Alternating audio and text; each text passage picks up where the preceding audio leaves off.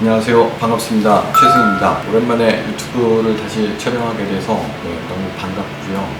또 리팟 레이저라고 해서 최근에 이제 굉장히 핫한 장비 중에 하나입니다. 개인적으로 어떤 치료의 초이스, 우리가 이제 트리트먼트 오브 초이스, TOC라고 부르는데, 이런 선택이 되기가 굉장히 어려울 때 일과학자에서는 리팟이 TOC가 될 가능성이 크고 언젠가는 텍스트에 실릴 가능성도 있다고 생각을 하고 있습니다.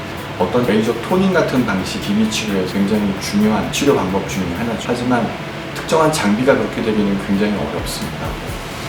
혈관 레이저 중에 베이비 퍼펙터 같은 장비들이 그런데, 색소 치료에서는 리팟이 아마 거의 처음이 되지 않을까라고 생각을 하고 있고, 내과학계에서는 굉장히 탁월한 결과를 보고 있습니다. 리팟이란 장비로 이제 일과학자를 치료하고 나면 이렇게 2주 뒤에 스티커를 붙였다가 떼는 일을 하게 됩니다. 이렇게 현미경을 굳이 보고 스티커를 뗄 필요는 없겠죠. 일과학자 치료하고 나서 모세혈관 확장증이 남아있는 경우가 있는데, 이걸 내가 혈관 레이저로 치료할지, 혹은 이렇게 주사 치료를 할지, 혹은 진피에 색소가 남아있는 경우가 종종 있어요. 그런 경우는 우리가 추가적인 치료를 결정할 때 굉장히 좋은 치료 방법 중에 하나. 리팟은 최근에 일과학자 이외에도 다른 영역에도 쓰여지고 있어요. 카페오레반제도 있고, 베커모반에도 쓸 수 있고, 조금 어려운 질환들에도 우리가 쓰고 있고 좋은 결과를 보고 있습니다. 또 하나는 지루각화증이라고 해서 SK라고 제가 많이 부르는데, 이런 병변들을 보통 통틀어서 검버섯이라고 부릅니다. 이런 검버섯에는 굉장히 가장 탁월한 결과를 보입니다.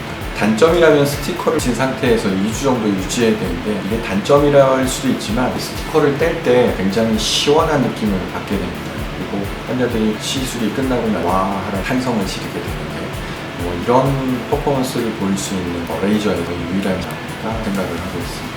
일과학자는 사실 과거에는 굉장히 치료하기 어려운 그런 병변이 있습니다.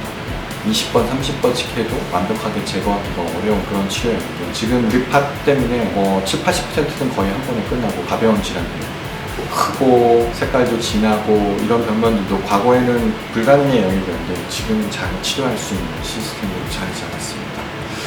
또 하나는 리팟이 새로운, 어떻게 보면 하이퍼쿨링이라고 하는 관행각을 이용해서 레이저 시스템을 운영하는 거죠. 이렇게 관행각과 그다음에 높은 출력의 레이저를 동시에 사용하는 게 어떻게 보면 굉장히 새로운 컨셉입니다. 다른 분야에도 적용을 할 수 있는 것 같습니다. 예를 들어서 고주파와 하이퍼쿨링을 관행각을 접목시키면 제가 열심히 테스트해보고 있는 장비들 중에는 이런 류의 장비들이 있는데, 스테로이드 발라서 생긴 주사 피부염, 잘 낫지 않는 난치성 피부염에서 굉장히 좋은 결과를 보이고 있어서, 리팟이 어떻게 보면 새로운 좀 컨셉의 장비이기도 하지만 또 새로운 분야를 하나 만들어내신다, 개인적으로 이렇게 생각하고 있습니다. 저는 오래전부터 리팟 자문단으로 활동을 하고 있는데, 개인적으로 또 자문단에서 항상 좋은 기운을 받고 있고 여러 가지 배우고 있어서 좋아하는 일 중에 하나고 좋아하는 모임 중에 하나입니다. 오늘 리팟에 대해서 잠깐 설명드렸는데, 혹시 일과학자 얼굴에 크고 보기 싫은 흑자가 있으면 꼭 리팟 치료를 받아보시기 바라겠습니다. 감사합니다.